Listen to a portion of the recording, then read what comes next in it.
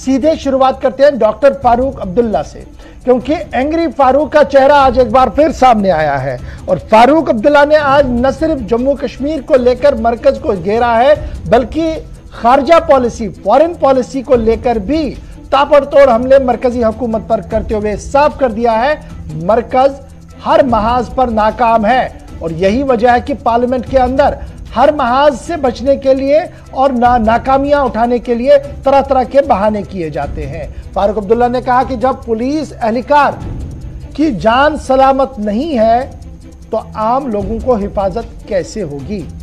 चीन का भी जिक्र आज फारूक अब्दुल्ला ने किया और कहा कि जिस तरीके से चीन के साथ इसके बावजूद कि दरअंदाजी हुई है, उन्होंने कब्जा किया है, लेकिन चीन के साथ मुज़ाकरात हो रही है, तो पाकिस्तान के साथ मुज़ाकरात करने में क्या हर्ज है। एंग्री फारूक का जरा सुनिएगा।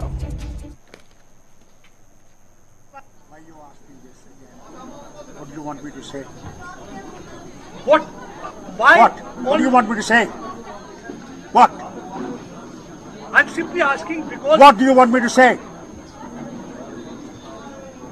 Do you think we are happy that they are killing people? It's a sad story. Tell the government who are saying everything is hunky-dory. Is it hunky-dory? Are people safe? When your police personnel are not safe, how is an ordinary man safe?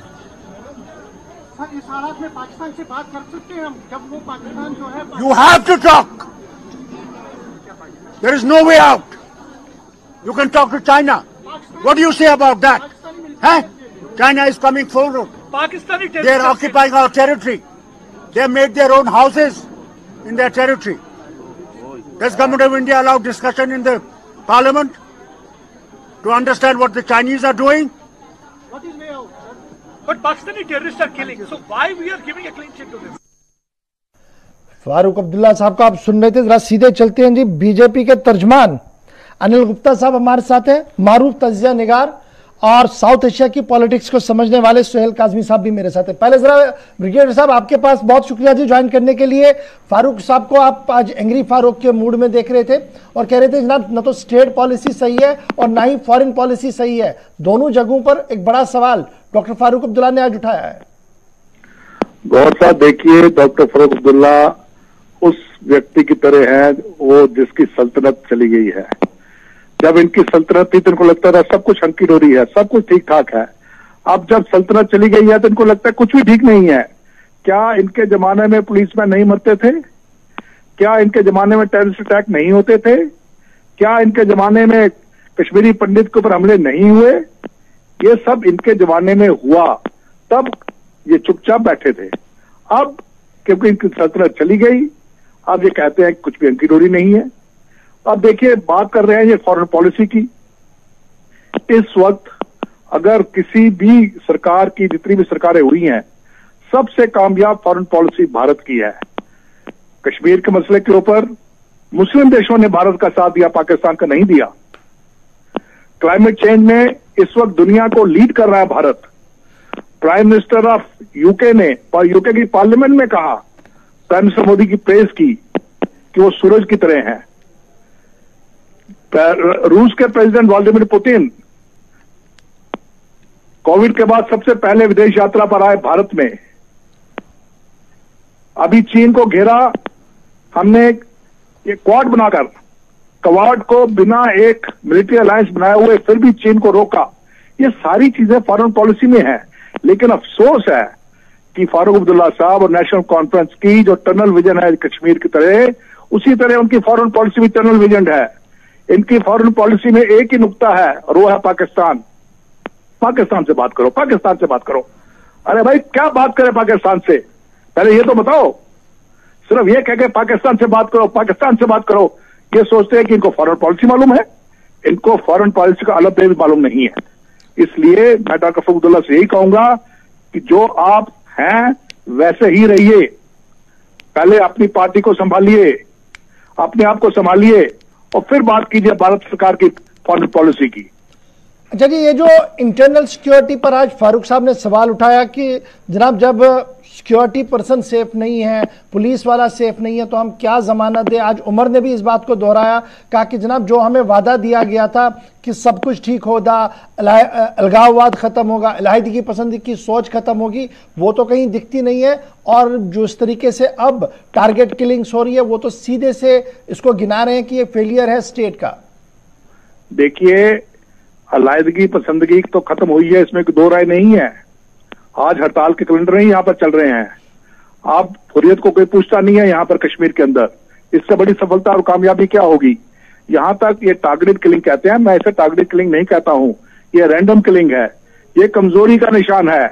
जब उन्होंने देखा कि कश्मीर के अंदर candle light हो रही है general Rawat के मरने के ऊपर, लोग अफसोस मना रहे हैं, उस माहौल को खराब करने के लिए पाकिस्तान के ऊपर कहने के ऊपर उन्होंने ये सब कर दिया। ये चीजें कश्मीर में पहले भी होती थी, अब भी हो रही हैं। माहौल को हमेशा खराब करने की कोशिश की जाती है। क्या इनके जमाने में पुलिसमैन पे अटैक नहीं होता था? इनके जमाने में तो पुलिसमैन हथियार छोड़ के भाग जाते थे। आजकल कम से कम पुलिसमैन सामना कर रहे हैं। पुलिसमैन का मोराल बहुत ऊंचा है। जम्मू कश्मीर पुलिस इस वक्त आला तरीन पुलिस फोर्सेस के अंदर तरह है। और मिलिटेंसी के अंदर जितनी कामयाबी जम्मू कश्मीर पुलिस को पिछले 3 साल में मिली है, कभी नहीं मिली। ये सारी चीजें ये देखना नहीं चाहते, नजरअंदाज करते हैं, बयानबाजी करने में सबसे आगे हैं। चलिए, बहुत शुक्रिया जी हमारे साथ ज्वाइन करने के लिए। कहा जा रहा है कि जनाब ये बयानबाजी। सीधे मेरे साथ सोहेल काजमी साहब भी जनाब लाइव है। काजमी साहब, बहुत शुक्रिया जी ज्वाइन करने के लिए।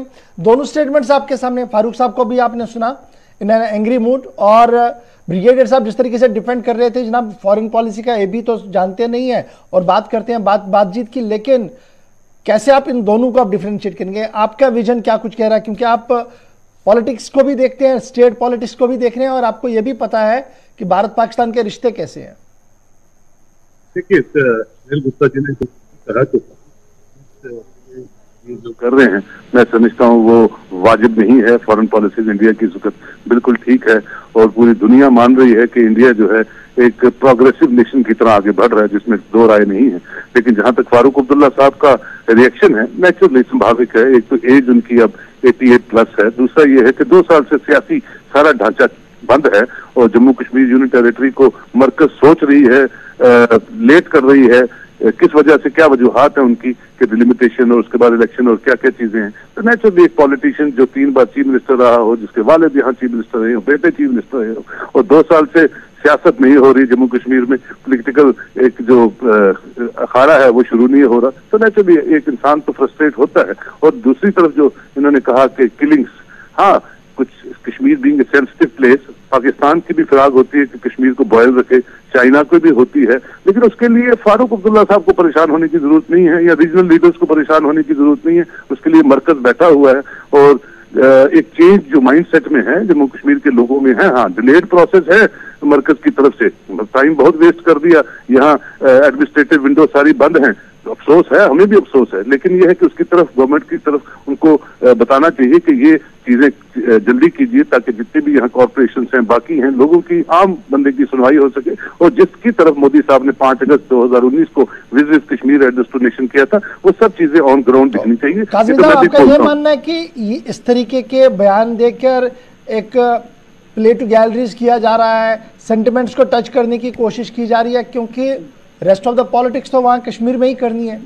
नेचुरली देखिए, पॉलिटिशियन अगर सेंटिमेंट से प्ले नहीं करेगा तो वो पॉलिटिक्स क्या करेगा। और खासकर वो पार्टी जो एक प्रीमियर पार्टी है जम्मू कश्मीर में, जिसने 70 सालों में से 45 साल यहाँ रूल किया है, अगर वो प्ले नहीं करेगी सेंटिमेंट्स को तो कौन करेगी। लेकिन उनको ये पता है कि ऑन ग्राउंड जो है कुछ चीजें निकल रही हैं हाथों से, और जितना डिलेड होगा उतनी ज्यादा चीजें जो हैं फिजल आउट होती हैं एक पॉलिटिकल पार्टी के हाथ से, क्योंकि वो देने को उनके पास कुछ रहता नहीं है। तो सिर्फ भाषण है, पाकिस्तान है, चाइना है, टारगेट किलिंग है और ये है। इसके लिए मैं समझता हूँ एक साजगार माहौल बनाने की कोशिश चल रही है और काफी चीजें ठीक हुई हैं और कुछ चीजें जो है कॉन्फिडेंस बहाल करने की जरूरत है जम्मू कश्मीर के लोगों को। वो तभी मुमकिन है जब डिलिमिटेशन आ जाएगी, इलेक्शंस हो जाएंगी, इनकी पार्टी क्या वहां उसको क्या रोल प्ले करेगी या बाकी पॉलिटिकल पार्टीज क्या रोल करेंगी। लेकिन मुझे आज उनके जो फेस से दिख रहा था, he is bit frustrated due to not in power.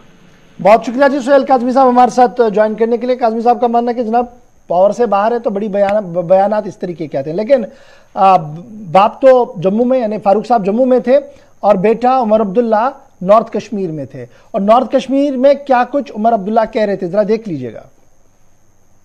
क्या नेशनल कॉन्फ्रेंस में शिरकत करेंगे? मुझे पता नहीं था इसके बारे में, ये मैं अभी पहली बार आपसे सुन रहा हूँ। सर आपने मुझे पता नहीं है क्या इस तरह।